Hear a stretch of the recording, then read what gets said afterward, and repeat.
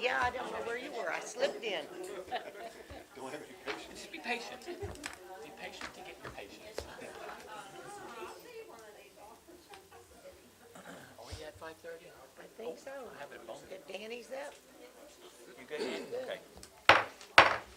Okay, I'd like to call the meeting to order on Thursday, October 17, 5:30 p.m. First of all, I want to welcome everyone. If you would stand with me, if able, and join me in the Pledge of Allegiance, and then it will be followed by a prayer from Councilman Ford.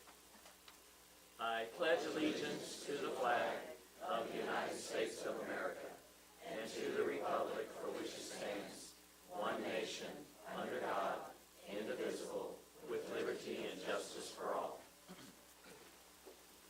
Heavenly Father, we come before you today in humility and faith. We thank you for all you've given us and the many blessings in our lives. We ask for your guidance and strength.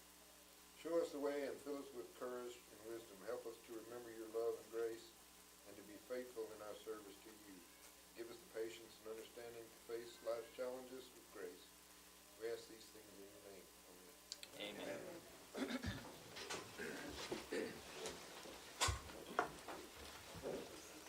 Thank you, Councilman. Okay, again, I'll reiterate, thank you all for being here. We have a pretty lengthy agenda as in our program here today, the council meeting.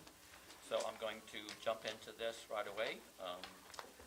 I'll go to agenda item number 3, which is citizens' presentation and comments.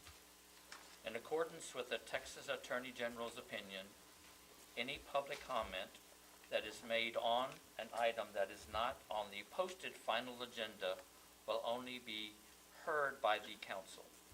No formal action, discussion, deliberation, or comment will be made by the city council.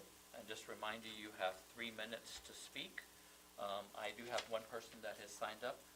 This would be Dr. Jorge Duchisella. If you will step to the podium and introduce yourself. Yes, sir. I'm going to give myself 3 minutes here so you can stop me. Yeah, there you go. Mr. Mayor, council members, people that help the city of Weimar, friends, and people that live here in Weimar. My name is Jorge Duchisella. I'm a family medicine doctor here in Weimar. Been living here for 34 years. And there are 2 things that I just want to share with you. Before then, I want to thank all of you guys who sit here and work so hard to keep our city safe and being a joy to live here. I have friends and guests from other places of the country and the world, and they really enjoy being here. But I wish 2 things. One is that we take advantage of the 19 acres that we have within the city limits that are there for us to, sooner than later, make them into a sports complex where we can have our children and the adults, older adults, enjoy it. That's number 1. And number 2 is to make sure that our town, which is, you can see the map over there, it's not that big, but I wish that all of us who live in this town could be free to just step out on the street, and not on the street, but on a sidewalk that is level with lights. So it would be easy for someone just to, my age, let's say, to go and walk to the store, or walk to the post office, or walk to visit my friend, instead of thinking, well, how am I going to get from point A to point B, which could only be 3 blocks or 5 blocks. But we don't have sidewalks. Most things are like this, and you have to be careful with cars driving through. This is our town. We don't have to serve anybody else. We have to serve ourselves so that we can make our town better for us, for our health. And walking is one of those things that we need to do from the time that we're born until we die. And we had to make it so that our town can allow us to do that in a way that is safe and that is enjoyable. We have a beautiful area, town, and I don't know how much it's gonna cost, but it's worth the money. Oh my gosh, I forgot to turn that, I got 21 more seconds, 21 more seconds. So, but anyway, I just wanted to say those two things for you and to remind you that, I'm attentive and I see people walking on the streets, jogging in the streets, and we can do better. So, again, I want to thank all of you and anything that thank you.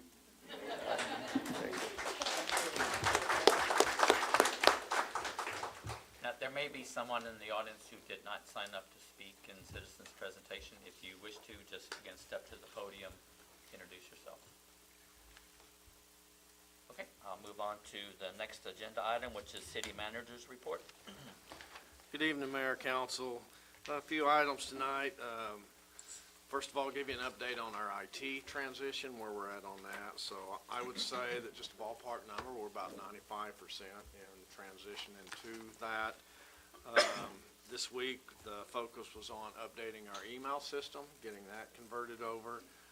That also included migrating to the new Outlook area, the new Outlook system. With that also, it involved that we're transitioning our domain.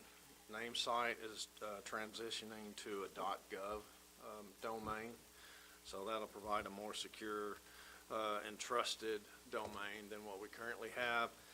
And also that we had on order as part of this transition to update our firewall system. So that's been on order and it hadn't come in yet. So once that does, they'll make those changes and replacements.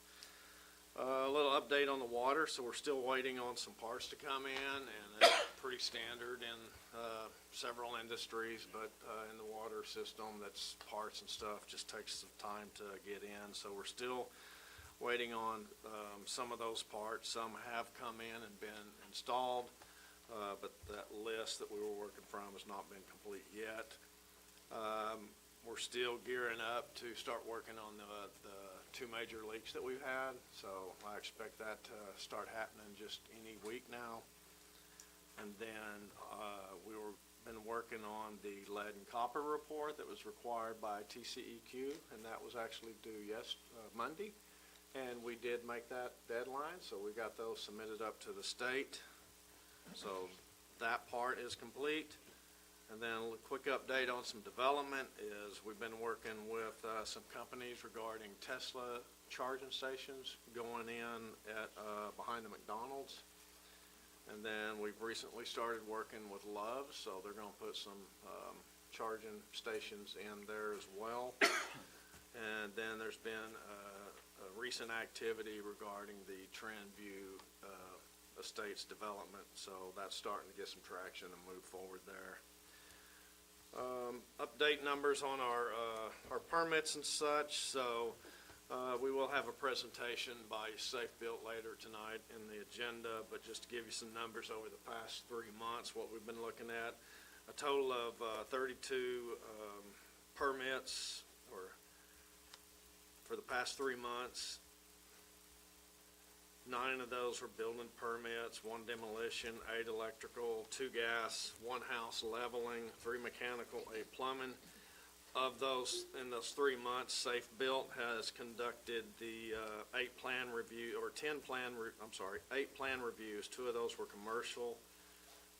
The inspections that they conducted was 23, 3 commercial, 20 residential, and then 5 fire inspections. And basically their activity is about the last 6 weeks worth, because going back to a couple of months ago when council authorized to move forward with the Safe Built, it took us, that was right in the middle of our IT transition, so there was a lot of hurdles that we had to overcome just to get Safe Built plugged in. So they've been kind of on board and conducting that activity about the past 6 weeks. So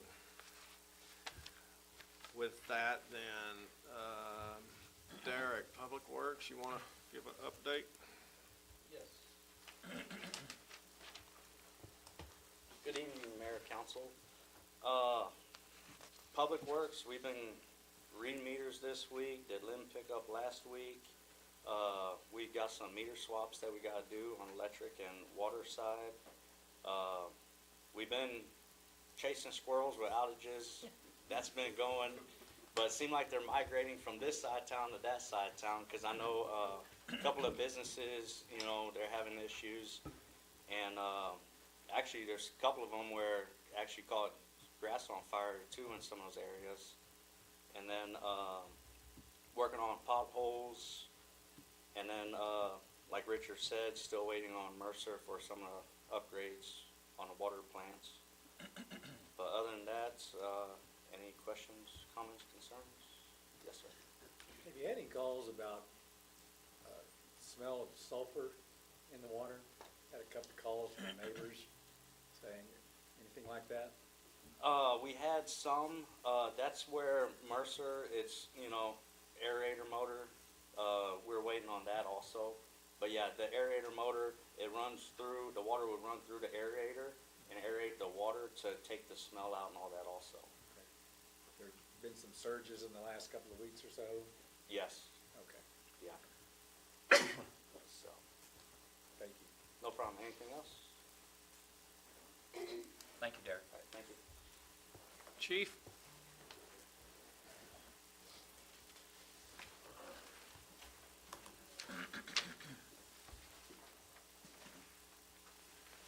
Good evening again, Mayor and members of council. You have the report in front of you. If you have any questions about it, I'll be happy to answer it. But just for the people in the audience, our calls for service numbers were 339 calls. We had 143 traffic stops, 7 arrests. So we had a little bit of a decline in some of our numbers, but that kind of happens from month to month. But the troops are doing a great job. And I'll answer any questions you might have related to that. Where'd they escape from? You know, escape, where do you see escape? One Arrest, escape one escape. Sorry? One to the escape. bottom. Is that evading? It's an evading. It's not really an escape, but it's an evading. That sounds good. It does. It's impressive. It caught your attention, so. Yeah, it's just how it's coded. It's coded as escape in NIBRS in our, how we have to report it, but it's actually an evading. If you don't have any other questions, I get to do something tonight kind of special. So just give me a minute and indulge me. Tonight we get to do something that I haven't had the honor to do yet here in Weimar. But we get to recognize a couple of our citizens for their acts of bravery and community spirit. And it's in times like this, I want you to think about that public safety is it's a shared responsibility. It's not all just us. It's the community that we serve in. And these two responded and took action without hesitation. Tonight we want to thank them for their bravery, selflessness, and commitment to the well-being of those around them. And if I can get Michael Krobiak and Jesus Martinez to join me up here, please.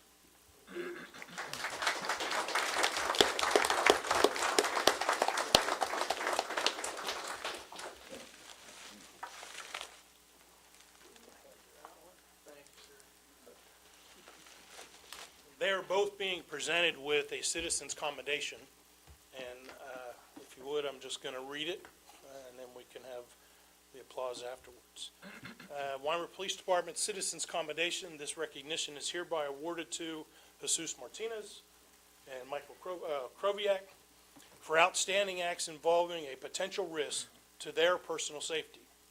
This award is for their quick and unhesitant reaction to an officer struggling with a combative subject. On Friday, September 13th, 2024, Corporal Merrill made contact with a subject in the parking lot at 200 South Eagle who had an outstanding warrant through Colorado County. On that day, these two guys noticed an officer attempting to restrain a subject in the parking lot. What they knew at the time was what they didn't know at the time was that the subject had an active warrant and a history of violence towards law enforcement. What did they know was the officer was dealing with a combative subject. You, too, could have easily turned your head, as many do in this day and age, but you chose to do the opposite. It is not every day that a citizen will take a stand against crime and do something about it. You bravely chose to take action and make a difference. Your assistance to law enforcement in Weimar is appreciated and applauded. Today, the Weimar Police Department salutes you for a job well done. Awarded this day, the 17th day of October 2024, signed Chief of Police J. Mark Chamis.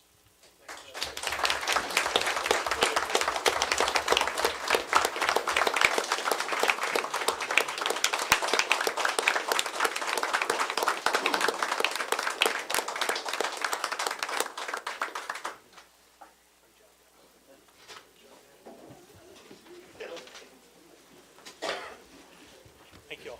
Thank you.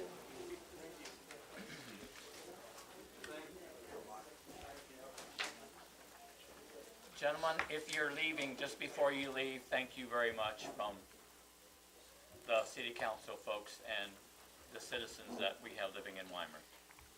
I know they heard that, but I'm on record thanking them. Mayor, can I point out something? Yes, sir. Michael Krobiak is Lieutenant Krobiak's son. Worked for us for years and years and years, and evidently Stephen Krobiak taught him a little bit. Rubbed off, right? Yeah.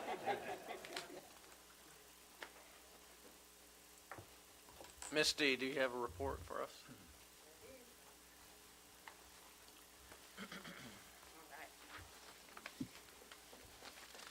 Good afternoon or good evening, council and mayor and citizens of Weimar. Today I want to give you a report on our visits. We had 569 in September. We had, for audio and ebooks, we've had 42 and 78 ebooks on Libby used. So we're still getting good use out of the books online. For October, our calendar was full. We just had a kids program on MASH into Reading special event at 11 a.m. It was a good turnout with about 19 kids that showed up and had a good time at the library. Coming up, we have the Munster movie on Monday, The Goosebumps 2. It's rated PG. We'll still be giving popcorn and water, and it'll be at 4 p.m. on the 21st. We also have the Friendsville Library author presentation. Historian Charles Hebert will be at the United Church at 9 a.m. So if you're interested, please come. We also will be passing out candy on Halloween at the library at 5 p.m. We also, Friends of the Library, are passing out free books.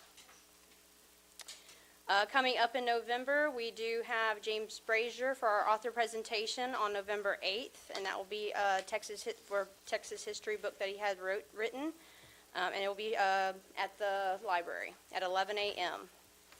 And then look forward to, since our Halloween program was really good, we're going to have a Fall Fest program with the story and games and also craft on Monday, November 25th. So that's upcoming dates to look forward to. For our circulation activity and our holdings of our books, we have 17,383 holding or materials into the library that you are available to you. Right now, we are at 1,698 patrons that are in the library, using the library. And that is it, if y'all have any questions. All right, All right, thank you, Ms. thank you. Thank you. Mayor, that concludes the reports. Okay, we'll move to agenda item number 5, proclamation declaring Sunday, October 20th, 2024 as Catholic Daughters Day of America. Proclamation, whereas the Catholic Daughters of the Americas was instituted as an organization in 1903 for women with the purpose of growing in spirituality and working with faithful service and love for God. And whereas since its beginning, the Catholic Daughters have consistently and unselfishly used their God-given talents and time to work for quality of life in defense of humanity. And whereas Catholic Daughters have worked for social justice and show compassion for those in our parishes, community, nation, and world who are vulnerable, homeless, voiceless, and most in need. And whereas Catholic Daughters participate in the March for Life, pray and work effortlessly to defend the right to life at all stages from conception to natural death as designed by God's creation. And whereas Sunday, October 20th, 2024, has been designated by the National Board of Catholic Daughters of the Americas as Catholic Daughters Sunday. Now therefore it be resolved that I hereby proclaim Sunday, October 20th, 24, as Catholic Daughters of America Day. Ladies.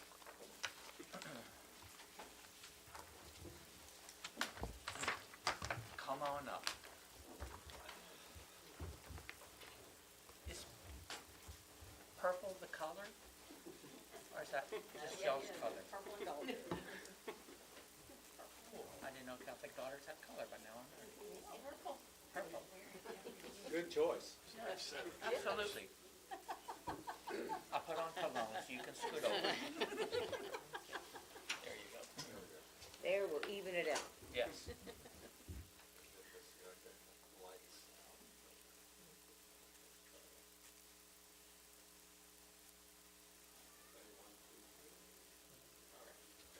Thank you. Thank you, ladies. Thank you. We'll get assigned to you.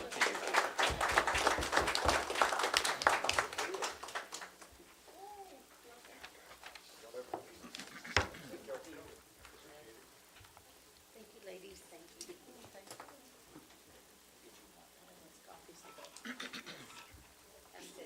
Okay, good. I'll get you guys a copy, Okay. a signed one, okay? We'll move to agenda item number 6, proclamation declaring October 20th through 26th as Friends of the Library Week. Friends of the Library Week, October 20 through 26, 2024, whereas Friends of the Weimar Public Library enables our local library to move from good to great, providing the resources for additional programming, much-needed equipment, support for children's summer reading, and special events throughout the year. Whereas the work of the Friends highlights on an ongoing basis the fact that our library is the cornerstone of the community, providing opportunities for all to engage in the joy of lifelong learning and connect with the thoughts and ideas of others from ages past to the present. Whereas the Friends understand the critical importance of well-funded libraries and advocate to ensure that our library gets the resources it needs to provide a wide variety of services to all ages, including access to print and electronic materials, along with expert assistance in research, readers advisory, and children's services. Whereas the Friends' gift of their time and commitment to the library sets an example for all in how volunteerism leads to positive civic engagement and the betterment of our community. Now therefore be it resolved that Mayor Milton Kohler proclaims October 20th through the 26th, 2024 as National Friends of the Library Week in Weimar, Texas, and urges everyone to join the Friends of the Library and thank them for all they do to make our library and community a much better place. Okay, ladies and ladies. And they have adopted the blue color, apparently.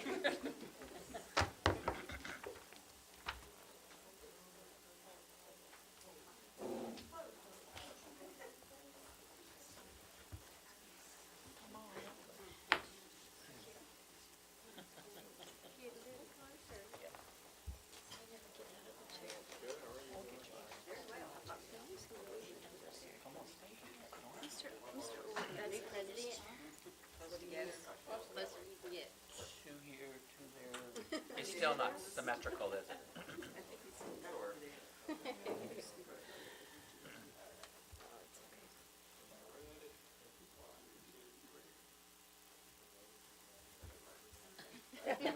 Try 3, 2, 1.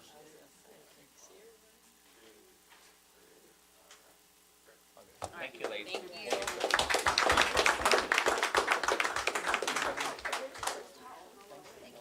Then the ones up there.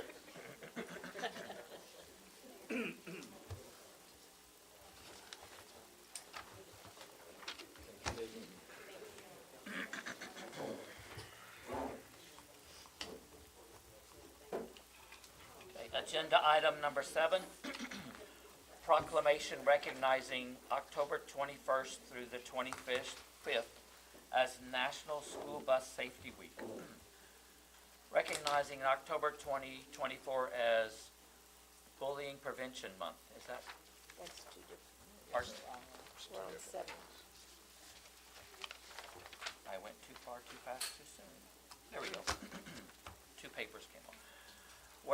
Proclamation, whereas each school day in Texas, school buses provide student trips with transportation between home and school.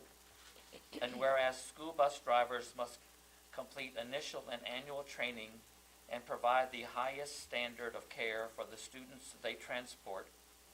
And whereas the school bus inspection program ensures the safety of school buses and exemplifies outstanding integrity, cooperation between school districts and commercial vehicle divisions of the Texas Department of Public Safety.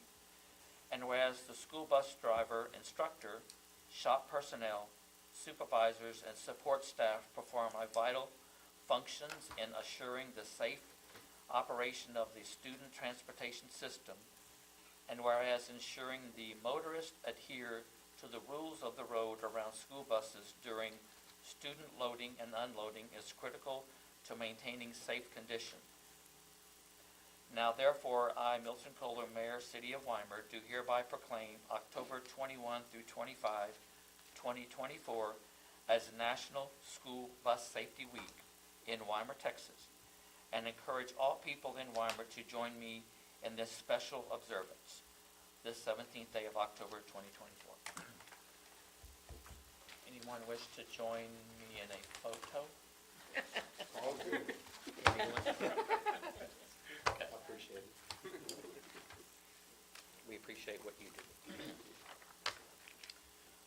Agenda item number 8, proclamation recognizing October as Bullying Prevention Month. Proclamation recognizing October 2024 as Bullying Prevention Month. This proclamation recognizes bullying as a national and statewide problem, and bully prevention as the national and statewide responsibility, and designates October 2024 as Bullying Prevention Month in Weimar, Texas. Whereas bullying is unwanted, aggressive behavior among school-aged children that involves a real or perceived power imbalance. The behavior is repeated or has the potential to be repeated over time. The children who are bullied, those who bully others, and those who witness the behaviors may have serious, lasting problems. StopBullying.gov. And whereas the bullying occurs in neighborhoods, playgrounds, schools, community organizations, and online through technology, and whereas various researchers have concluded that bullying is the most common form of violence, affecting millions of American children and adolescents annually. And whereas thousands of Colorado children and adolescents are affected by bullying annually, 1 in 5 students report being bullied. And whereas targets of bullying behavior are an increased risk for depression, anxiety, sleep difficulties, lower academic achievement, and dropping out of school, and students who repeatedly experience bullying behaviors often fear such activities as riding the bus, going to school, interacting online, and attending community activities. And whereas children who engage in bullying behaviors are to be at greater risk of engaging in more serious violent behaviors. Whereas children who witness bullying behaviors often feel less safe, helpless to stop it, and intimidated. And whereas organizations such as Peer Kindness are dedicated to providing support to children and adolescents experiencing the bullying cycle, and provide prevention education through partnerships with youths, schools, youth-serving programs, and community leaders and organizations to reduce bullying and foster a peer kindness stance, positive, encouraging, emphatic, respectful, and kind. We urge all citizens to work toward the prevention of bullying and consider pledging to be a part of the solution to end the bullying in all forms.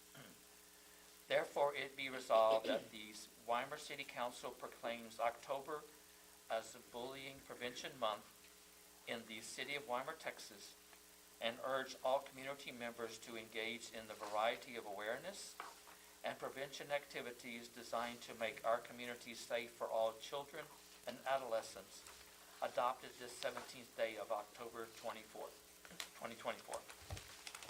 Is there anyone for a photo with that? Okay. I got through all four of those without one cough, just FYI. Thank you, Dave. I thought about that. Thank you. Agenda item number 9, approval of minutes of the September 12th regular council meeting, September 20th special council meeting, and September 30th special council meeting. So moved. Second. I have a motion from Councilman Ulrich and a second one from Council Tucker. Any additional changes, conversation? Okay. All in favor, say aye. Aye. All opposed? Motion carries. Agenda item number 10, report on financial statements. Mayor, council, I'd like to bring your attention to pages 20 through 30 of the council packet. I'll let you go through there. If you have any questions, I'll be glad to answer them.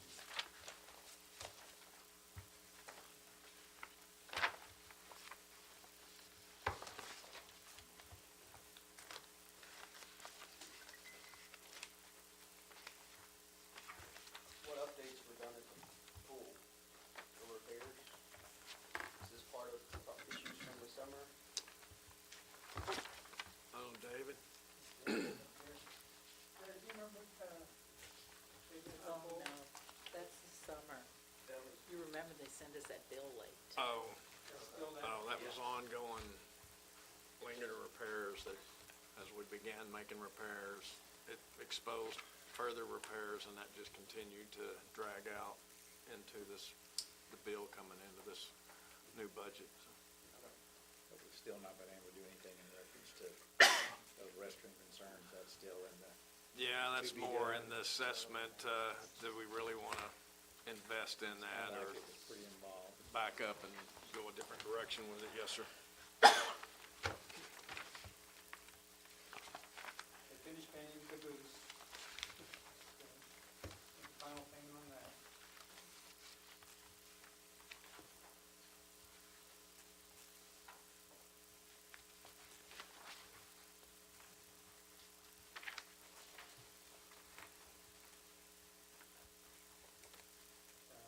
A big purchase was a generator up at the water plant, up by the,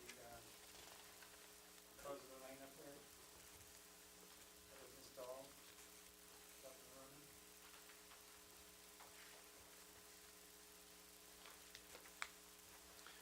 That was actually a layover from a previous budget too, wasn't it? That generator? Or very early, I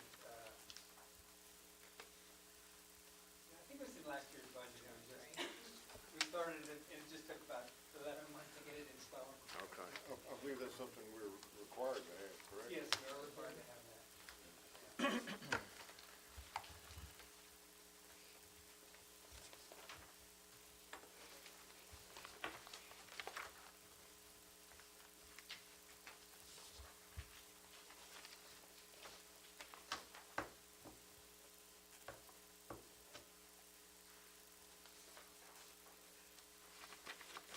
David, if you can find something, just continue to point stuff out. Nothing really Yeah. sticks out to me.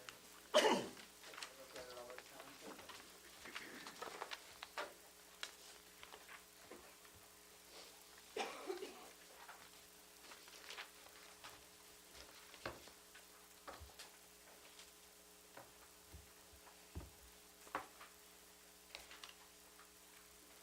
So what are the mobile printers for the police department, what are we printing out? Tickets. The tickets? The tickets, yes. The mobile printers, yes, the tickets. The ticket writer tickets, you call them. Okay, so instead of having a tablet or whatever, they have you just print it out and, Yeah, they've had them in the past. They were just getting obsolete. They wouldn't interface with our new software. And am I correct, Chief? That is correct. And they become obsolete. Upgrade them. And it does tie into the program where they can immediately print the ticket out and get it to the court system. And it's supposed to interface with the county also, am I correct? If it, on a good day? Not with the county, but certainly with Or the court, okay.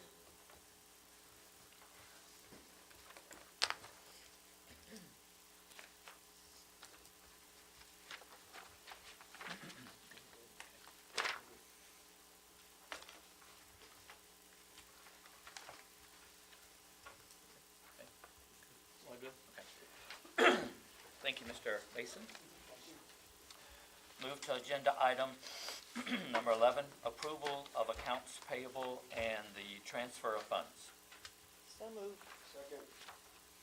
I have a motion from Councilwoman Roberts and a second one from Councilman Scardino.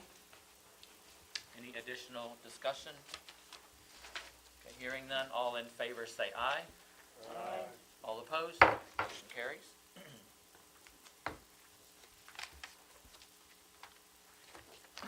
Agenda item number 12, discussion and action on ordinance designating the Weimar Mercury as the official newspaper of the city of Weimar. Mayor, council, this is just the routine appointment of identifying an official paper for the city. So move. Second.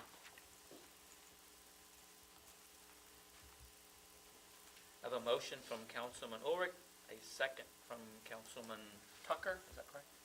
Okay. Any additional discussion? Okay, all in favor say aye. Aye. All opposed? Motion carries. Agenda item number 13, discussion and approval of date to turn on Christmas lights and Christmas tree. Mayor, council, normally in the past, when we've turned on the lights, it's been the Monday following Thanksgiving, but this year that really takes us into December. So actually, the recommendation that we're making this year is that we turn them on the Monday prior to Thanksgiving. And Thanksgiving kind of falls late too, so it's, just to look at it on the calendar, it looks a little odd, but we're recommending the Monday before Thanksgiving, turning our lights on. You know what date that is? Yes, 25th. November 25th. I was gonna make you guess at that, so.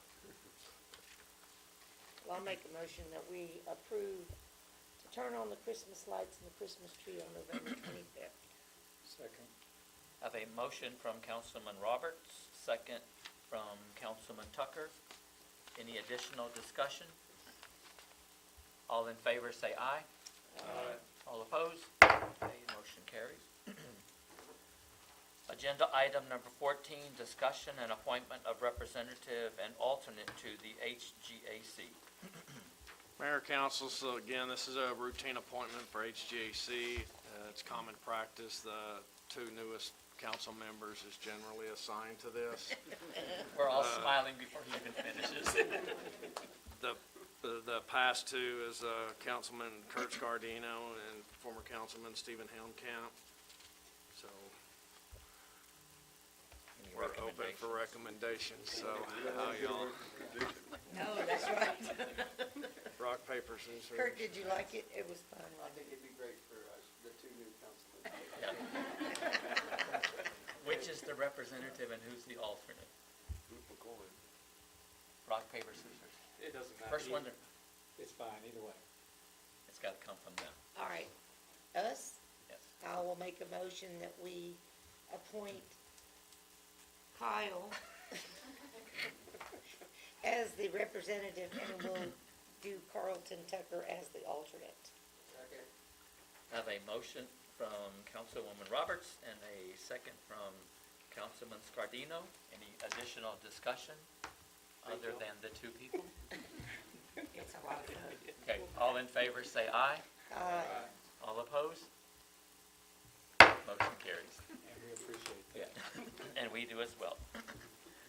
Agenda item number 15, discussion and approval of Chamber of Commerce Executive Director salary.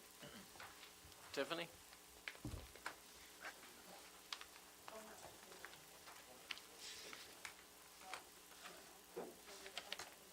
She's not gonna come speak. She's not gonna come, Yeah. It's kinda like speaking. Mayor and council, thank you. I believe y'all have the report in front of y'all. If y'all have any questions, let me know. Introduce yourself just so you're Oh, on. sorry. Brian Novak, the treasurer for the Chamber of Commerce. We all know you, Brian, but just Yeah. make it official. Do you wanna tell them what the amount is and that stuff? It is, I believe, let's see, 17? yeah, 17, Yes. and that is roughly maybe 2/3 of the actual salary itself. The chamber obviously covers the other portion. And it's basically the same thing that you guys did last year. Do you have any council have any questions for them? Great job. Thanks. Yes. Thank you. Make a motion that we give 17,000 towards the Chamber of Commerce Executive Director salary. Second. I have a motion from Councilman Scardino, who was second? Ulrich. I have Ulrich. Well, okay, and a second from Councilman Ulrich. Any additional discussion? Okay, all in favor say aye. Aye. All opposed? Motion carries. Agenda item number 16, discussion and approval of the 2024 Gadinki Festival expense reimbursement. Who's on that? I guess I'll speak on that one too. Okay. I believe the amount is for 10,000. This is to go towards, it's a reimbursement from the previous. So, Cavender's also is our, are usually our naming sponsor. They give us 10 grand. It comes from, higher up the chain, so we usually don't get it until a little bit later. We actually just got it the last month is when it came in. So, this is kind of to help with that until those funds come in. And, any profits that are made from Gadinki do eventually go back into the community, via whatever projects we have going on, such as the fence at the park or the splash pad at the pool, scholarships, things of that nature. So, And this is $10,000? yes, that's what I have. David, and you can confirm with, that's the path that is normally taken. It doesn't come right after the Gadinki. I'm sorry, I'm speaking for you. Correct, yes. You're just confirming, yes, yeah. It takes a few months for them to get stuff to us, so we're good. And that comes from a designated fund, From the elected fund. from the elected fund. Make a motion of approval of the 2024 Gadinki Festival expenses reimbursement of $10,000. Second. I have a motion from Councilman Tucker, second from Councilman Scardino. Any additional discussion? Hearing none, all in favor say aye. Aye. All opposed? Motion carries. Don't go anywhere yet. Okay, agenda item number 17, discussion and approval of closing the 100th block of East Post Office Street and the 100th block of North Mechanic Street to Main Street for the Sip and Shop scheduled for November 9th. Good evening. I'm Tiffany. I'm the executive director of the chamber. So this year, after Rock the Block, we had a meeting with some of the city officials, the mayor, the chief, some board members to review all the good, the bad, what we wanted to change going forward. So we are requesting to close the Mechanic Street all the way up to 90 to block that off, help it wrap around. It'll help cars not driving in and getting stuck and just help with safety more. We're also requesting to close it to the alley behind MG. One of the issues was handicap parking. We didn't have anywhere, so we want to use that section for handicap parking. And we're also requesting that we close it a little bit earlier because we have issues with being able to find people in cars and get them out while vendors are setting up. So I'm requesting that we close it at 2:30. The event starts at 4 and goes till 8, so close it until 9 PM. Any questions? And she did discuss this with staff, and we're in support of this recommendation. Also close the alley behind the museum. Yes. between the Close this- the alley yes. too, so no cars, yes, so there's no cars coming in and can have access to where the event will be. And being at that meeting, it was great input from everyone that was there, and it's addressing some of the hiccups that may have been at the. Rock the Block. Rock the Block, yes, and it makes it much easier on the traffic situations and foot traffic to be more safe, Yes. and wheelchair access as well. Rave reviews on Rock the Block. Thank you. Yes. It was fun. We're gonna do it again. Bigger, just bigger. next Big, time. well, that's our goal. That's why I wanna meet after every time so we can fix and just make it bigger and bigger. So hopefully next one, we'll close 2 blocks. We'll see. Motion to approve the closing of the 100th block of East Post Office Street and 100th block of North McCann Street to Main Street for the Sip and Shop scheduled for November the 9th, including those alleyways, et cetera. 2:30 to 9? 2:30 to Yes. 9. Okay. Second. I have a motion from Councilman Tucker, a second from Councilman Christian. Any discussion? All in favor, say aye. Aye. All opposed? Motion carries. Thank you. Thank you, Ted. Agenda item number 18, discussion and adoption of water conservation and drought contingency plan.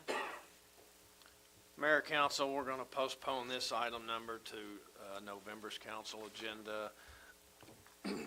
As part of our TWDB grant that we're filing, we have to update our water conservation plan and our drought contingency plan.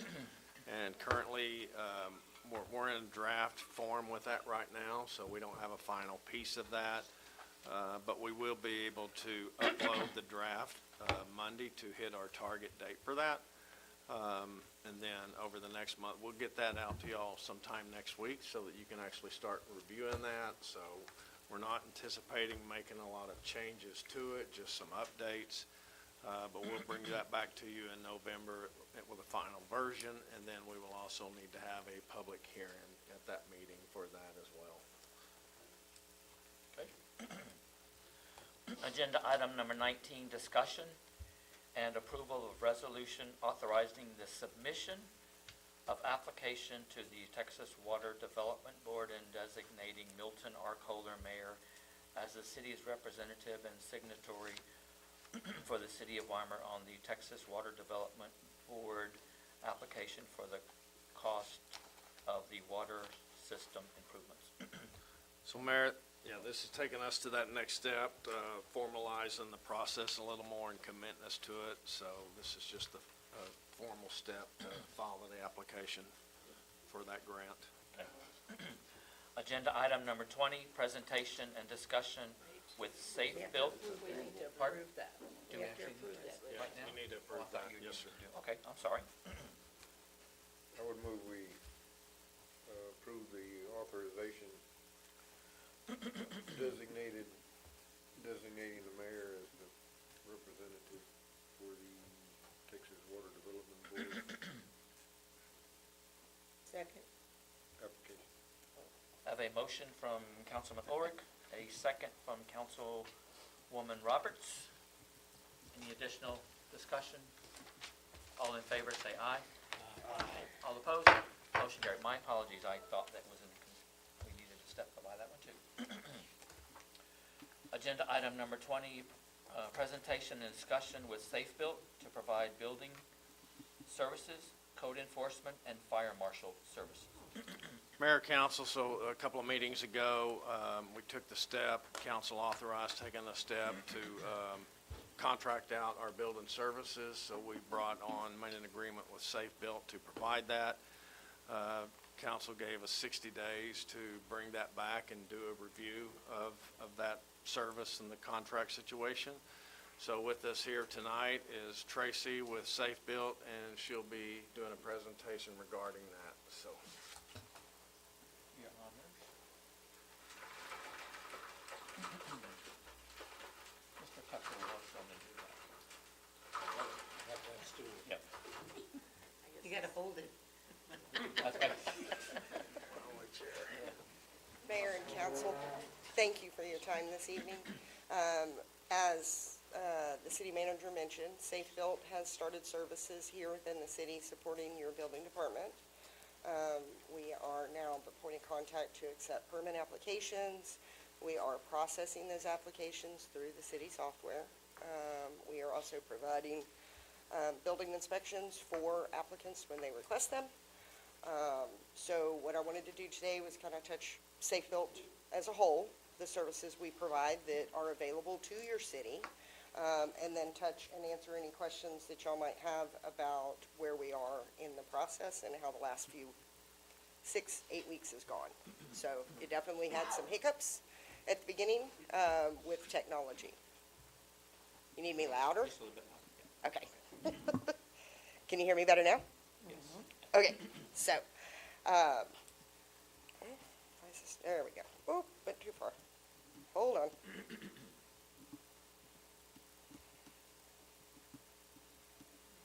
All right. Okay, so Safe Built is currently providing building department management services, i.e. we are processing permit applications, we are answering technical questions on what requires a permit, what's required for the submittal of the permit applications. We are providing the plan review services for applicants and answering those questions regarding codes. We're providing the building inspections. There is a code enforcement component or code compliance component of this, agreement with your city, and we also provide fire services with regards to plan review and inspections. We're not part of the fire department. So, on the building department management, we are streamlining the processes within the city to try to make it easier to submit those applications, educate applicants on what is needed so that we can issue permits faster and in a complete package. We also are maintaining the data so that the historical records are more readily accessible 5 years from now, 6 years from now, and 7 years from now, as part of the Freedoms of Information Act. We do use our internal software in addition to working with the city software to maintain those records. Our staff are certified through the International Code Council and have years of experience behind them. Many of them, most of them, are retired or have spent decades working for other cities. So when we talk about building department services and supporting those for a city, what the city's gaining with Safe Built is decades of experience with staff that's been here and done it and can help with the pitfalls of, we don't really want to do it that way, and here's what's going to happen if we do. The growth is coming. Weimar is on that cusp, and now's a good time to get your building department set up and structured properly for that future growth that's coming your way. Building plan reviews. Our staff is also ICC certified. Many of my building plans examiners are master code professionals, former retired building department, building officials. We keep master electricians in the pipeline and master plumbers for larger, more complex commercial projects. So again, you have access to that staff when you need it, and if you don't need it, it's just sitting in the wings waiting for you. In the plan review process, there are some things that I wanted to touch base on. This is the core team that is supporting y'all. Tanya Palmer is a former building official. Andrea Rios is an engineering graduate. She didn't get her PE because we don't sign drawings, so. And then we are also using Scott Williams to support y'all. Again, between all of them, you've got 40 years of experience in managing a city and managing plan review processes and growth. The plan review team will catch things, and I've got a couple of examples here for y'all, of things that should be caught during the plan review process, okay? The example on the left is an engineered foundation design for a residential project that was permitted, that, according to the PE board, the engineer is required to provide information on their firm that provided these drawings, and provide, according to the PE board, it's supposed to have an address on it. These plans did not have that.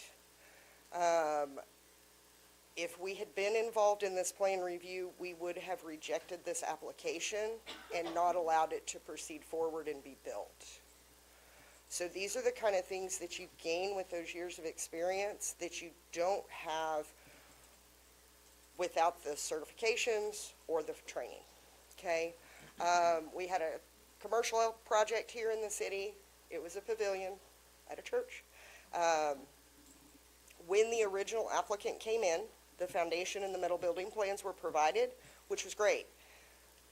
But there's never been a pavilion put up for a church that doesn't have an electrical light, a switch, and that they don't want to put plumbing in for a bathroom in the future, okay?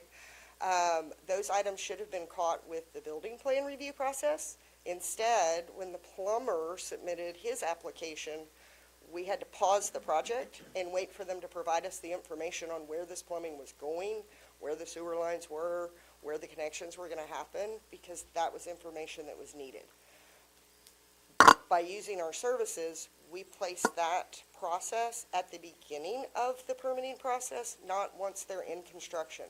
The goal is not to slow construction down. The goal is to speed up the permitting process so that once they start construction, we move quickly with them. So this was just some examples of some recent applications that we found because we're in the inspection phase. Speaking of inspections, our staff is also ICC certified again to provide inspection services. We also have licensed plumbing inspectors that are registered with the Texas State Plumbing Board. Our code enforcement officers are registered with the Texas Department of Licensing. And our fire inspectors are registered with the Texas Commission on Fire Protection, TCFP. In addition, Safe Build is one of 5 third-party private providers that is registered as a department with TCFP, which means we go through the strenuous annual process of reviewing our education, our continuing education, and our documentation for our department, just like a fire department does. So, last thing to talk about, well, not last, next last, code compliance or code enforcement. This is a service that is in y'all's contract. We have not started. We have been in discussions about getting this process started, potentially in November. Our code enforcement officers are Code Enforcement Officer 2, which is the highest designation with TDLR, and have decades of experience working within cities to enforce your code of ordinances. Code enforcement has a bad context in a lot of places because it's perceived as law enforcement. Our approach is to seek voluntary compliance. Our code enforcement officers are going to talk to property owners where a violation is noted, and we're going to try to get it resolved without having to enforce. The enforcement piece comes into when we have to issue citations or we have to go to court. We are prepared and capable to do that, but our goal is not to get there if we can avoid it. The code enforcement officer that'll be assigned to your city, she's a super great gal. She gets voluntary compliance, and she's very good at it because, again, we're not walking up nothing against police officers, but we're not walking up with a gun and a badge and those types of things. We're walking up as, hey, we have a violation. How can we help you get this resolved? Why haven't you cut your grass? Are you aware that there's an ordinance that prohibits you from doing the addition on your house without pulling a permit? So, I'm sure there's going to be questions on code compliance. In this presentation is a copy of Sylvia, the code enforcement officer that'll be registered with y'all. She is registered with TDLR. She also carries her ICC certification. She is former law enforcement. She also was a former fire inspector, in addition to her 25 years of code enforcement. So she understands all aspects of the whole process, which makes her a really great fit for a smaller town where the process is smaller. And the final thing, fire services. We provide plan review, inspections, and annual fire inspections as needed. Again, our fire staff are all registered with TCFP. Both of them are actual fire marshals. Some of them are trainers. They did in the past work for fire departments, so they do have arson experience and investigative experience. We just no longer maintain a TCOL, so they are no longer functioning in that capacity for investigation. And that is all I have for the presentation. What kind of questions would you all have for me, or can I answer any questions? What is the cost for all of this? Good question. So our services are based on transactions. So for example, a plan review, you are charged for the plan review when we receive it, and it comes from your permit fees. If we perform a building inspection, it's the same thing. Fire plan reviews, again, you have permit applications that cover those. If we don't do anything, you don't get billed. So it's a transaction. Does that make sense? In a roundabout way? What's it cost? Yeah, well, What and is answer it? the $1 or I think $100? 60 days ago, when probably your colleague was here, we had expressed interest in finding out at a further, later date of giving a presentation on the costs. because On the cost breakdown. Okay. For everything, what our current permit fees are, what y'all are proposing them to go to. So we're not proposing that your permit fees change. That can be a discussion if you're doing an ordinance update or you've assessed your fees and you want to make changes to those. When we priced our services, I did an analysis on your fees at that time to make sure that our cost for the building components would have been covered from your permits. Does that answer the question? I can give you more information. I just did not bring a contract with me. Did you bring it? I don't have it with me. Okay. It sounded like from that previous information that the fees were going to be considerably more than what they are currently. So is that not the case? So you have to separate your building permit fees from our fee. So I'm going to use, typically our plan review fee is $175. An inspection is $50. If you're collecting $1,000 for your permit, which is about average for a residential house, you'll probably pay out to us anywhere from $700 to $900, depending on how good the construction goes and how many inspections we have. So again, the permit fee you collect should cover our cost. Okay?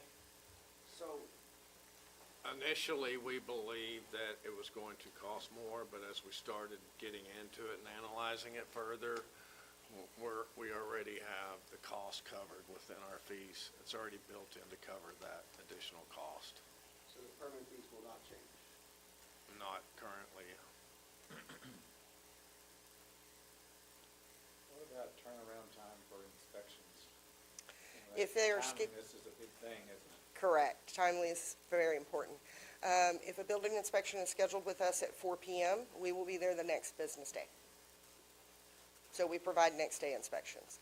If there's an emergency situation, windstorm came through, power line knocked the overhead power line down, and we need to do an inspection, we will either get someone here same day, or we will perform a virtual inspection to get the meter released back so that we can get power disruptions handled.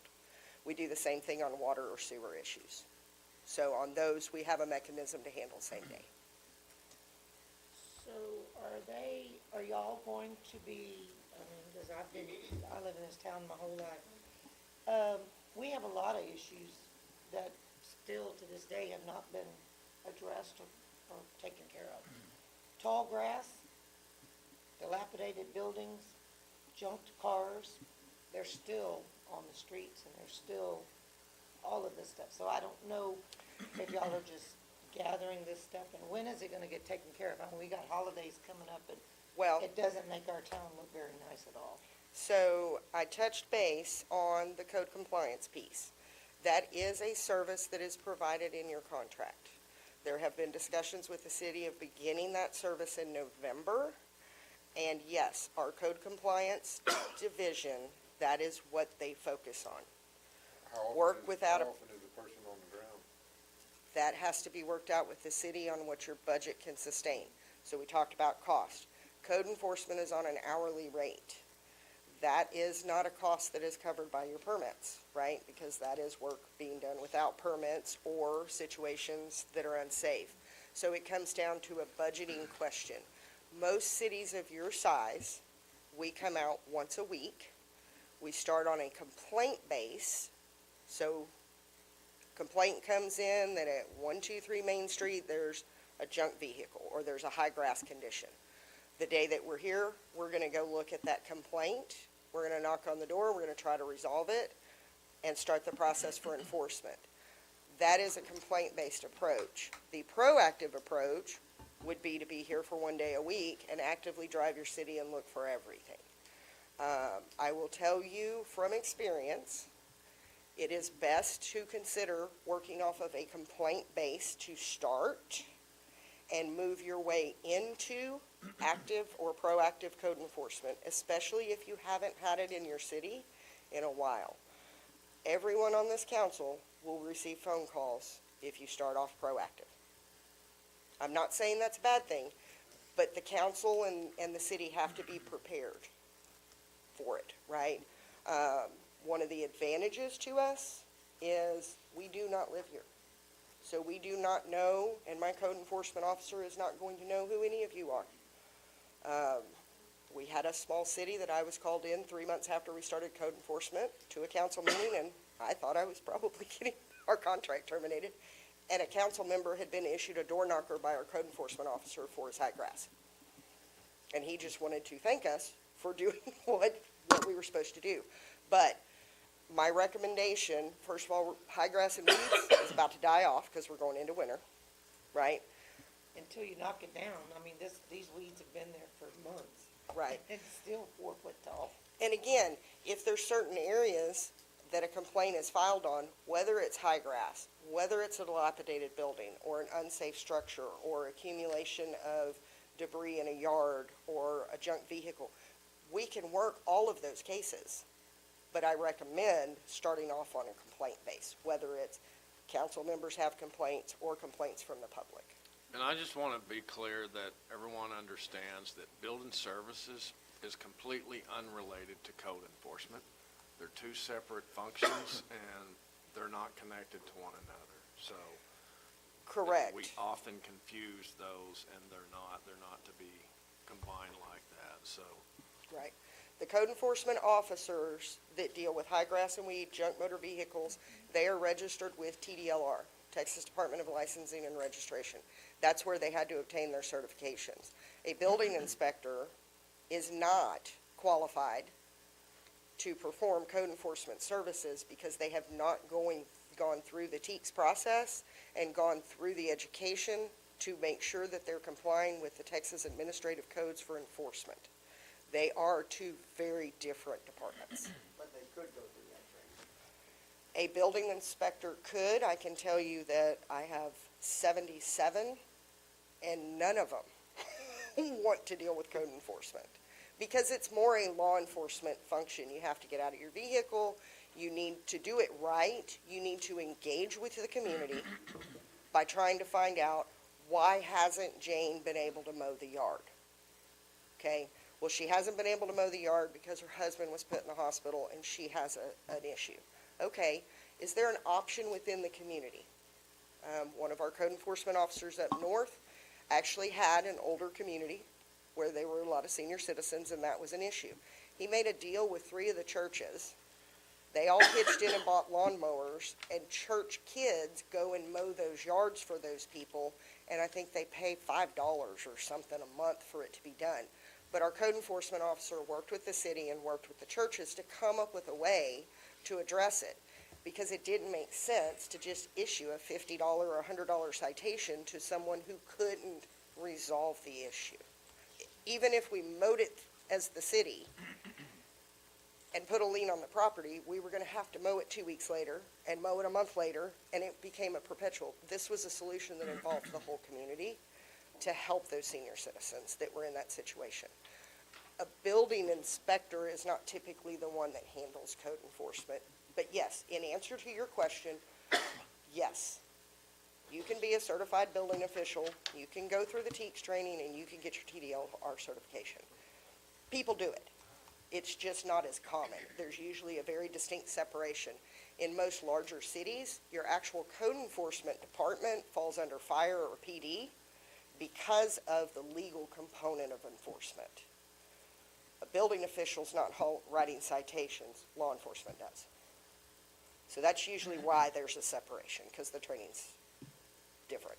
So going back to the code enforcement, you said it was an hourly rate charged to the city. What does that rate look like? We're at $85 an hour. So it comes out to right about $2,600, $2,700 a month if we're here once a week. What usually happens is we're here 4 to 5, maybe 6 hours in person, and then the last couple of hours of each week is spent on the administrative process, getting the reports ready for notices that need to go out. If we're having to enforce a case, compiling the documents necessary to submit to the courts in preparation for a hearing. Where would this person be coming out of if they're coming for court? The Houston Metroplex. Travel time built into that fee structure? It's included in the 8 hours. So if it takes her an hour to get here, that travel's not part of your fee, that's my fee. So it's not, yes, it's built into that. You're not gonna get charged an hour for her to drive here plus 8 hours when she's in the city. It's 8 hours for a day. We take care of the travel part of it. Travel time is a cost of the company. Cost of yes, it's built into that fee. And this team that you said would be the team for Weimer, they're all coming from the Houston Metroplex? Right now, today, yes. So, yes, we are supporting you out of the west side of Houston. So your primary building inspector is coming from Sealy. Your code enforcement officer is coming from south of Houston in the Pearland area. Your plans examiners, those are all remote positions because they don't ever really come to the city. Everything's done digital. So one of those is in Wharton, one of them is in Houston, and one of them is actually in El Paso. So. So if that person's driving in, they hit traffic, and they're not getting here till noon, would they stay here then till 8 o'clock to get that 8 hours they're gonna be charging us to actually patrolling the streets, or they go back? So the way it would, in that situation, you wouldn't be charged for 8 hours for that day. If there was a major accident on I-10 and she only put in 4 hours, you're only gonna be charged for the 4 hours. Gotcha. And let's be clear, when you talk about code enforcement, okay, if we start talking about substandard structures and we have 15 or 20 cases we're working, there's going to be weeks that she puts in 6 hours. The next week, she might put in 10 hours. The week after that, she might put in 5. But at the end of the month, you get billed for what she spends. So if we're doing our job well and getting voluntary compliance, we stay very well within that.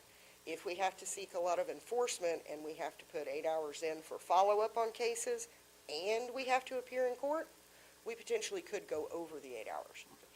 Makes sense. So that's why we put it on an hourly rate, is so that you benefit when we go into the winter months and we don't have as much high grass and weed and that kind of stuff. So it does wash itself out. In the last meeting, was it mentioned if the city of Lima were to hire their own building inspector, Mhm. do y'all have services that y'all would train those people? That was referencing code enforcement. Is that code That was enforcement? code enforcement. So, I'll answer two sides to that. We are working with a city right now outside of Abilene that has a building inspector. That person does not do code enforcement, that is trying to obtain her state plumbing inspector license.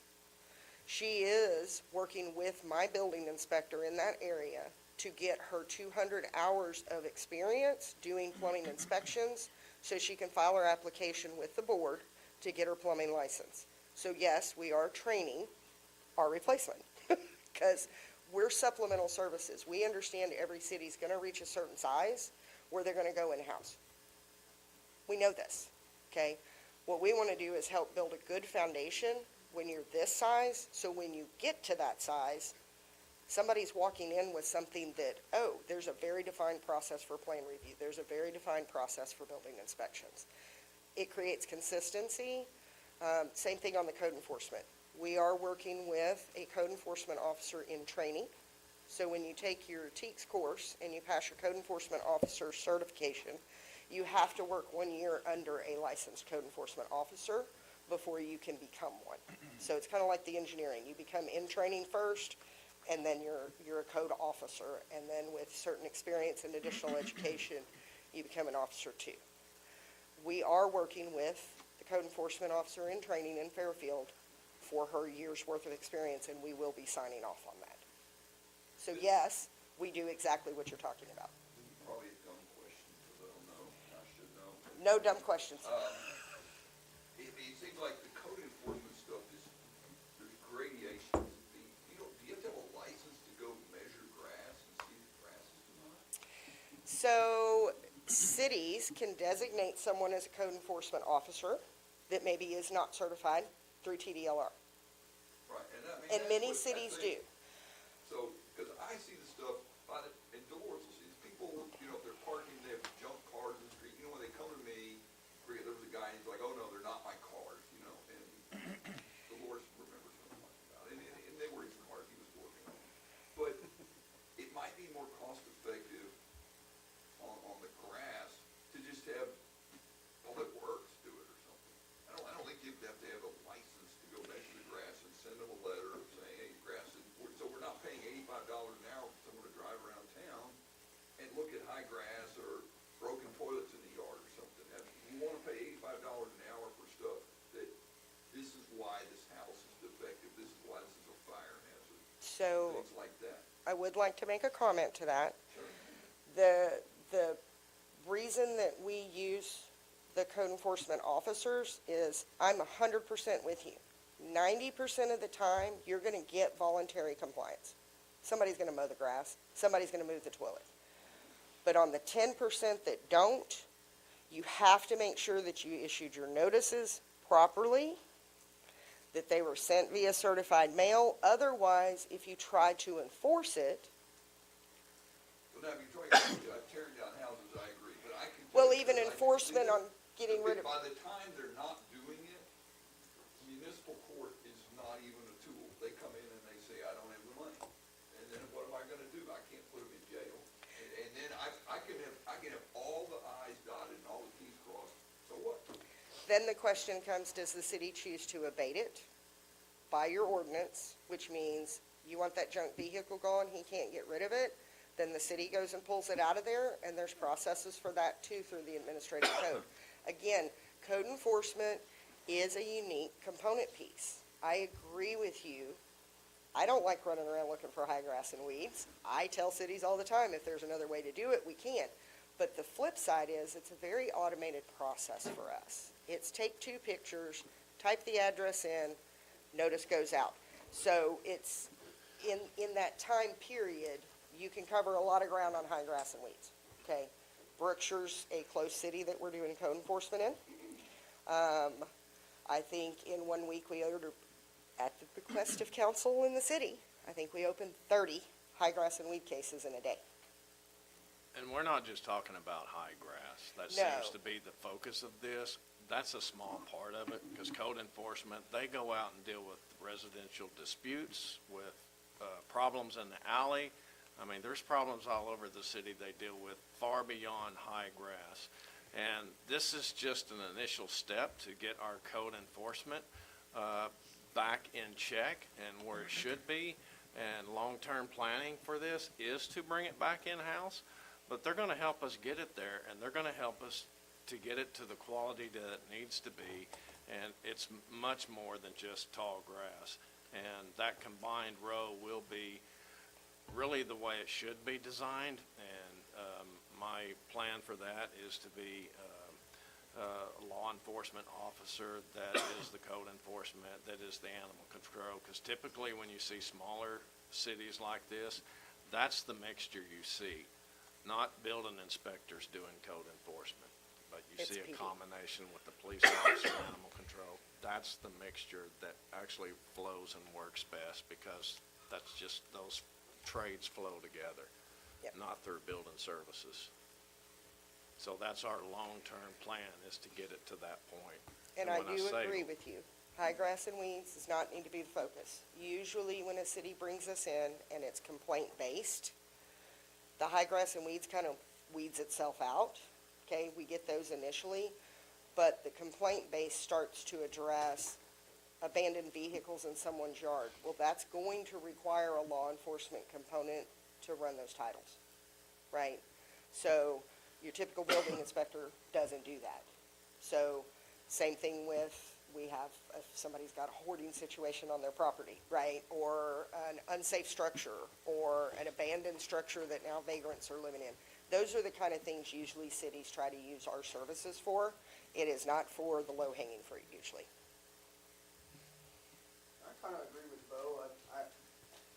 I think we need a building inspector in-house, and then maybe work with Safe Built to let them train, and let them be the code officer as well, because Weimer's not big enough, doesn't have near the volume to justify two different positions for that, in my opinion. I think we're giving away all of our permit money, we're giving away probably $30,000, $40,000 a year in code enforcement. We could put that towards a salary.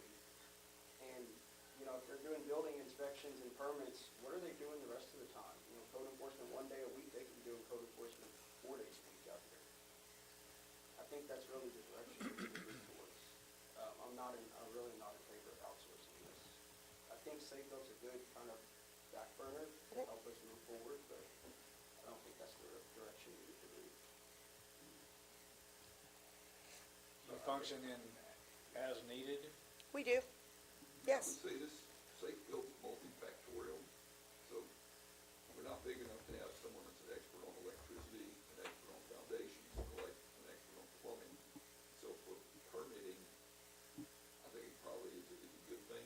I think for code compliance, yeah, you know, I think we want to move forward someday being back in-house. Now, I will say this too, having been through a lot of municipal court on code compliance, if we have Safe Built doing it, I'm not gonna have people coming in saying, she doesn't like me, or he doesn't like me, and I only got this ticket because I'm on the wrong side of the code compliance officer. And I'm not gonna comment on whether there was merit to that, it's water under the bridge, but at least I'll be able to say, you know what, the person that gave you that, they don't even know who you are. And that's helpful to us too, and you guys, because I know council heard it, people would come in here and they would complain, and certainly Ben Milton's here about so-and-so picking on me, you know. That's one of the things with third party, is it is truly unbiased, right? If we receive a complaint for a junk motor vehicle, and I'm driving down that street and I pass 2 other properties with junk vehicles, we're opening those cases too, because we cannot be selective on code enforcement. Code enforcement has to be uniform. Everybody has to be treated the same. And that's the way we handle that. And the reason we use TDLR is just because we are an extension of your city, but we are a third party. The Texas statute has a licensing program for code enforcement, so we make sure the staff we provide to a city is certified. I'm not going to tell you that every city out there has certified code enforcement officers in them. They don't. A lot of cities your size use PD. That's their stopgap for some stuff, for a time period, so. We're here to help, though, in whatever capacity is, whether it's, you're just gonna do plan reviews, we're gonna do our own inspections. Okay, we have it the other way around. We do inspections, somebody else does the plan reviews. I have cities like Brookshire, all we do is code enforcement. It's the only thing we do for that city. I don't do plan reviews or inspections. That's why I like for our fee structure to be based on transaction. You get charged if you use us. If you don't use us, you don't get a bill. Well, that really, regarding our size, it doesn't matter whether we do 5 inspections a month or 50 inspections a month. We need to provide quality inspections to our citizens, our buildings, and the contractors. And that's what we're looking at here, is what quality of service are we providing? Safe Built is willing to provide whatever service the council would entertain. Correct. Yeah, so I always tease, we have a menu. It's like going to a restaurant. Whatever you order is what you pay for. So, and you can order one thing this month, and you can order something next month. That's why we put all of the services in the contract, because we see it happen.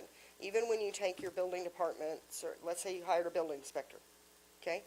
He's gonna wanna take vacation. Who's gonna back him up? You're still gonna need us. Okay? He wants to go for continuing education. You're gonna need a backup. He gets sick. We still have cities that we've been doing business with for a decade that I don't bill them for 6 months out of the year, and I bill them for a week here and a week there, because we're truly supplemental. But we started off servicing those cities, just like we're talking about here. And then once they developed their infrastructure and their program, and they had the revenues and the budget to support it, they brought staff in-house. Again, we know we're training our replacements. It's okay. We're still here. So, any other questions? You mentioned if you get a request on Monday at 4, Mm-hmm. you would come the following day. Tuesday, yes, Tuesday. If you got another one on Tuesday at 3, you would come Wednesday. correct, If you got one on Friday at 3, you will come Monday, correct.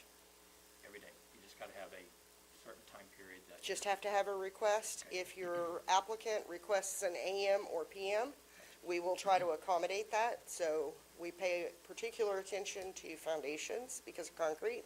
We try to make sure those get looked at in the morning so that if there's something wrong, they have time to fix it. I personally came out and did an inspection for y'all because it got missed. All of my inspectors are gonna do that, right? But I'm not gonna tell you they're gonna be here at 8:01 in the morning. They might be here at 10:15. Or might be like me, I was texting the applicant and letting him know, hey, unless you absolutely need me, I'd like to get out there at 3 o'clock. Yeah, that works for me. I've got blah, blah, blah. It's all about communication. He knew when I was coming. He was good. We got through the inspection. There were a couple of things to correct. He had people there, got it taken care of, and I went on down the road. So, yes, whether we're coming for one inspection or we're coming for 3, if it's scheduled, we're here the next business day. Have we had any instances where we've not been able to provide that kind of turnaround? Since you, The only time we had an issue was when Burl came in for the first 2 days after Burl blew out. We ended up having to get our Dallas team to do a lot of support for us virtual because we had internet connectivities and we had people that were with down trees and stuff that we couldn't get out. But the cities were in the same boat too. So again, what we did there was we enlisted our north and our central teams and we rolled out basically remote inspections to get power turned back on, gas turned back on, and water turned back on to our cities. Second comment or question goes along with Mr. Scardino. I'm not sure if you got your answer, but I'll follow up with it. So I know in that meeting when, was it Ryan, is his name, or Ryan? Can't remember. It was Ian. Ian, okay. Council requested pricing, and right now they don't have your menu. They know there's items on the menu. Okay. Just like you go to the restaurant. Burger costs this, french fries cost this, but I don't think that's what they have in front of them right now. Correct. Yep. I will be more than happy to make sure that I get that to Richard this evening so that he can pass it on to all of y'all.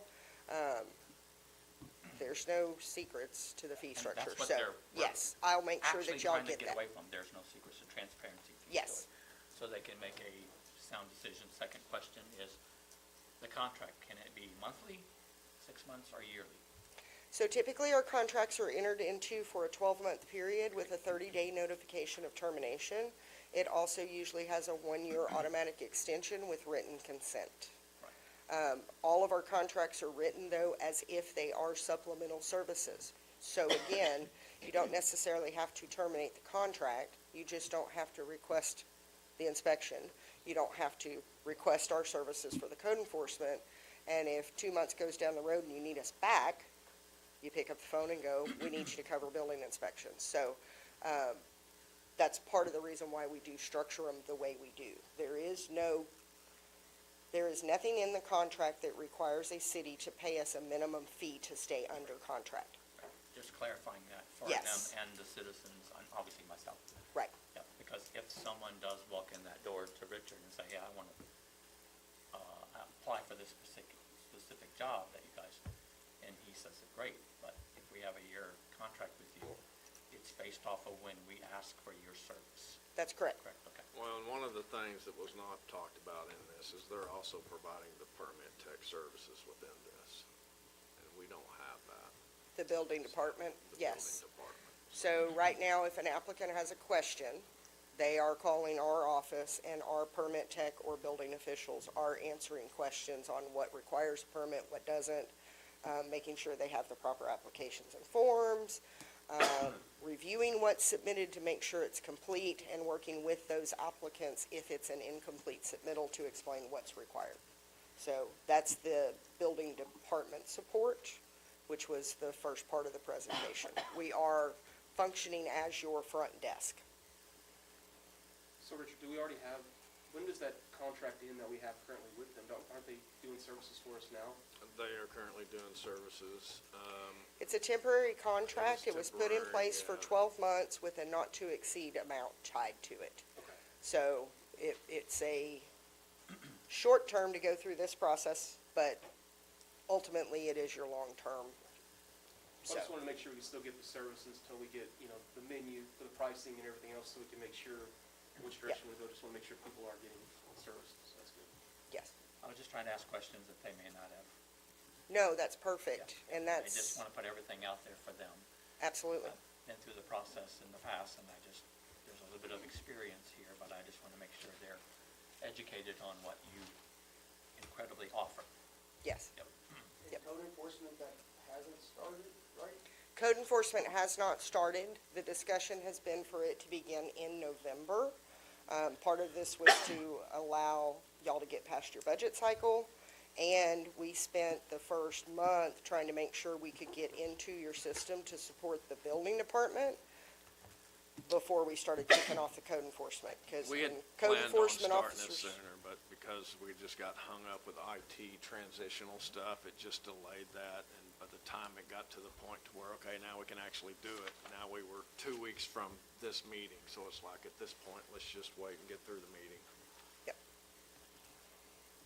And again, if we start a code enforcement case and a new code enforcement officer is hired by the city, we will hand off our casework. Here's where we're at in the case, this is the date for the next inspection, or this is what we need to take the next step. So we have no problem even handing those off. So if we start a case and then a new officer comes in, we can hand it off. Okay? Concept, you have no fee for being our service, only if we ask something of you. Correct. Yep. Yep.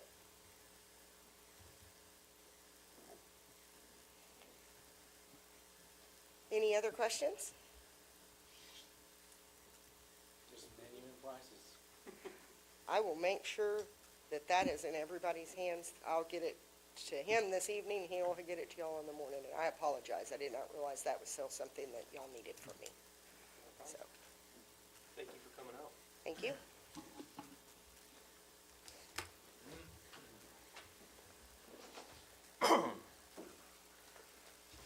Okay, well, everybody good?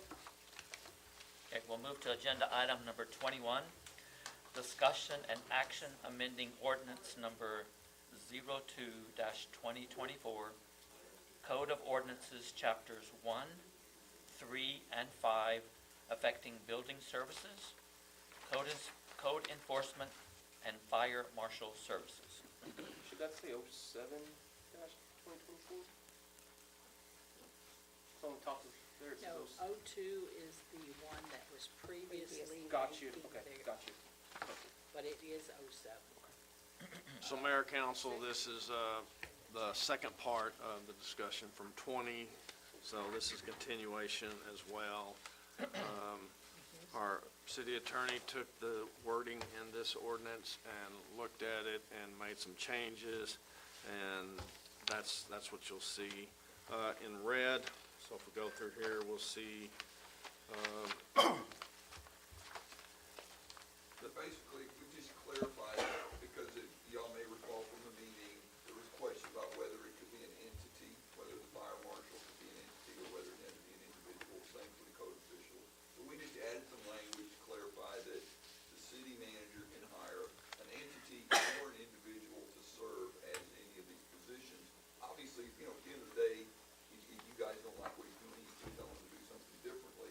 The only other substantive change that I did make was there was some language in there about who had the ultimate authority, and I switched it to the city manager from being the building official, because I didn't think we wanted to be in a position where we have so let's say we hire Safe Built as the building official.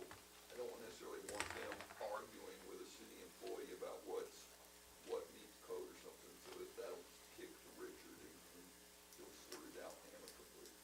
But, other than that, those were the only changes I made to clarify that these positions could be an individual or an entity. And that was the request. That's a very well good request, yes.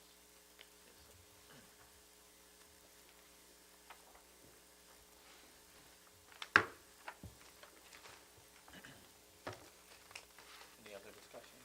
No, sir. Input? Okay. It's an action item if council, I would move we approve ordinance, or the amendments to ordinance. it's the number 02. You're approving the amendment to what we were. I'm approving 07-2024, amending the previous 02-20. 02-2024,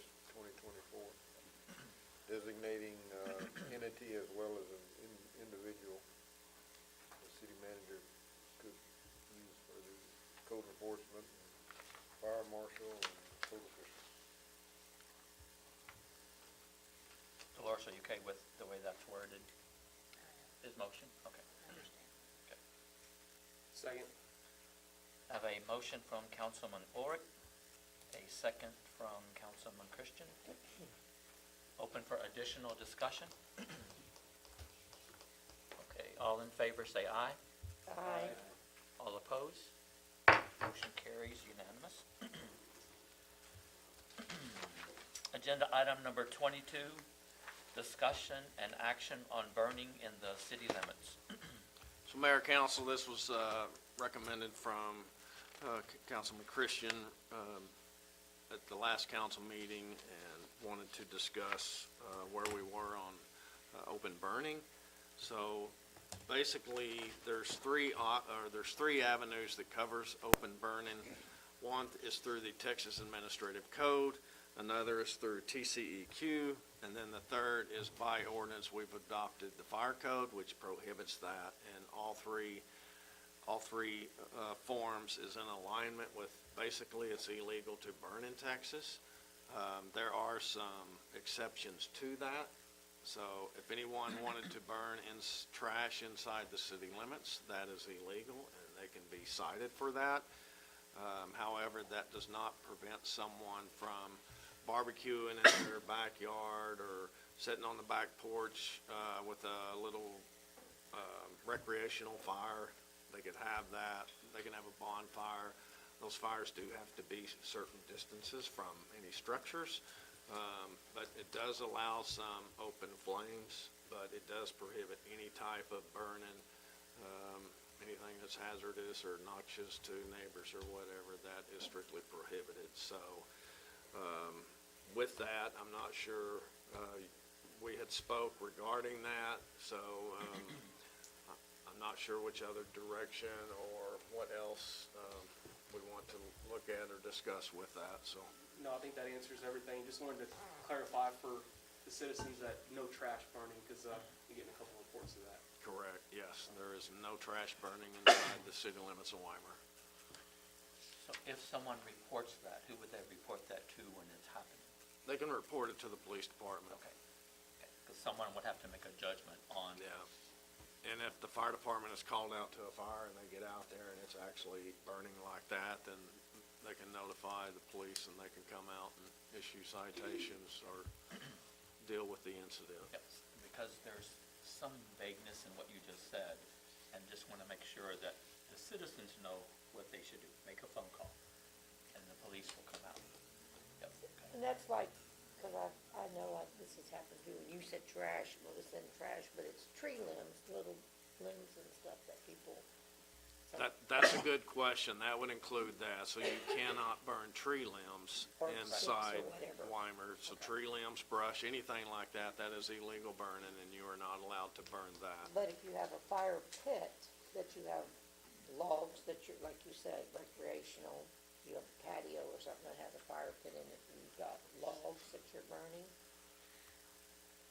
Clarify that. S'mores, you'd be good for s'mores or cooking. Yeah, if I wanted, I mean, That's why the phone call needs to come out. Someone will come out and make the judgment. I'm thinking we're gonna send code enforcement. okay. But it's a great point to bring up, just so the citizens I mean, get reminded. I'm not saying for myself. I don't have time to sit and do s'mores, Too busy. but, I'm too busy, but, Yeah, I think I it's know the it's intent, happened yeah. where So people if burn we're their piling little up a trash. bunch of stuff in the backyard, we can't go over there and light that off. But if we're happen to burn some limbs that fall down from wind or storms and we're sitting on the back porch with some s'mores or whatever, burning that, that's perfectly fine. So you're telling Derek not to miss those first Mondays of the month, so. yeah, so they're- people don't have to they're not burn their burning sticks in their limbs backyard. back. But if we have to put a welding suit on to burn that s'more because its fire's so big, we might be crossing that line. Good point, so. yeah. Discussion, it is an action item. Do you have any action that you want to be taken? Anybody? It's open to council, because Rich, you think there's anything really action needed? 'Cause I it's- don't believe yeah. so, yeah. I think the word I mean, it's currently in there. is, I think it's pretty good, so I'm content with it, so. And again, great reminder to the citizens, just putting it out there out of the city council meeting. Just be aware of what you're burning. Yep. Okay, agenda item number 23, discussion and authorizing city manager to execute agreement of employee benefits, insurance broker, and consultant services. So Mayor, Council, so this year we wanted to look outside of our current insurance provider, TML. So we did send out a request for proposal. We sent that out on September the 30th. We asked for a quick turnaround because we needed those submittals in by 9 a.m. on October the 14th so that our insurance committee could review through those and make a judgment on it to get it to this meeting tonight. So with that, we were working with 5 different insurance companies, and with that, we had one company that did not submit anything. We had a company that submitted a proposal, but it was past the deadline. That will have to be returned to that company unopened.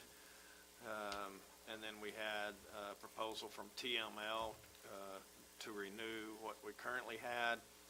And then we had 2 additional proposals. Out of those 3 proposals, the staff went through each one. We had a grading criteria sheet where each one was weighed and valued, which included the scope of services, the cost savings, the qualification of the firm, the costing and price, and then the project requirements. So with that, that basically, all the ones, it was a short turnaround to actually get, actual quotes for the benefits piece of that. But looking at the rest of the criteria and, evaluating the insurances and what they provide, and then, scoring them for that, and then, talking to, references and looking at other, past experiences, the company that the insurance committee elected was the Higginbotham. They felt that this company will provide the best service and benefits for employees. So that is the company that the committee has recommended council approve to become our benefits provider in health insurance. And We you did didn't. say committee, by the way. Yeah, we do not have current numbers. We're still working on that. But we know they're going to be below what we currently have, but we will continue to actually look and compare those benefits and see what all that is. So that will be ongoing. So, but we will continue moving forward. We will continue to be looking at closer at our benefits and our health care for our employees and making sure that we're providing them the best that we can. So, any questions? So y'all don't know the cost savings? Not at this time, so, but we're confident that there's gonna be a significant savings there. They were hoping to actually have numbers back before tonight's meeting, but they just didn't get it. So it's a very tight window to get solid numbers from all the insurance companies at this time, because all the vendors were expressing the difficulty in that.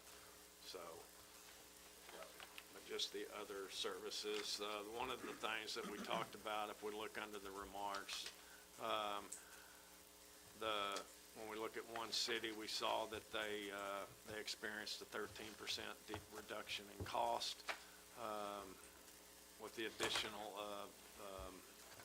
more options, more flexibility. And that's one of the negatives with TML, is that they just don't provide a lot of options or flexibility. We showed them actually as a 2.5% reduction in insurance premiums, but their premiums are very expensive already, so really that's kind of misleading, because 2.5% of what their premiums were, they're still the highest expense insurance company out there to deal with. So many cities have gotten away from TML for several reasons, and the committee, a lot of employees felt that we need to get away from TML and start looking at other options. So we're confident that this is a better move. Hasn't been an option in the past, by the way, for the two freshman council. Make a motion that to authorize the city manager to execute an agreement of employment benefits, insurance broker, and consulting services. Second. I have a motion from Councilman Tucker and a second from Councilwoman Roberts. It's open for additional discussion. Okay, hearing none, all in favor say aye. Aye. All opposed? Motion carries. Okay, let's go to agenda item number 24, executive session under section 551.074 personnel, police chief, city manager. And Dolores, I have 7:20. So we're gonna go into executive session. Folks, you can hang